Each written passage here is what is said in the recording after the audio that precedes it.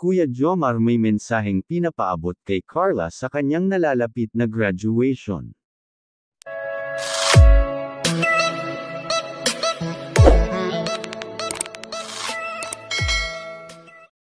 Sa episode natin ngayong araw ay pag-usapan po natin ang mensahe ni Kuya Jomar kay Carla sa kanyang graduation.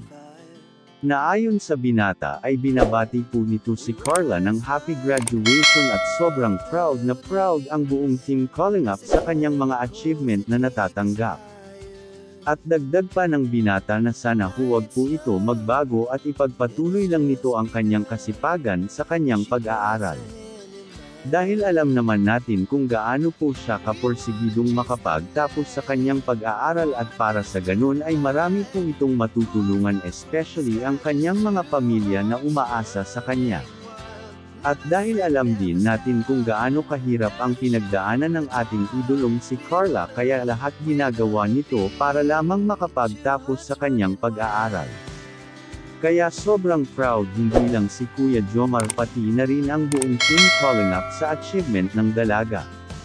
Actually kahit sino man ay magiging proud talaga sa ating idolong si Carla dahil nakaya po nitong lampasan ang lahat ng mga pagsubok na dumating sa kanyang buhay dahil hindi naman lingid sa kaalaman natin lahat na sobrang hirap talaga ang buhay ng pamilya ng ating idolong si Carla bago po ito madiskubre ni Calling Up Rap. Kaya sobrang saludo po ako sa ating idol na si Carla. O mga Calling Up, anong masasabi niyo sa kwento natin ngayong araw? Please comment down below at pag-uusapan natin yan sa mga susunod na video. At bago po matapos ang kwentong ito ay nais ko po muna kayong lahat batiin ng isang mapagpalang araw para sa ating lahat.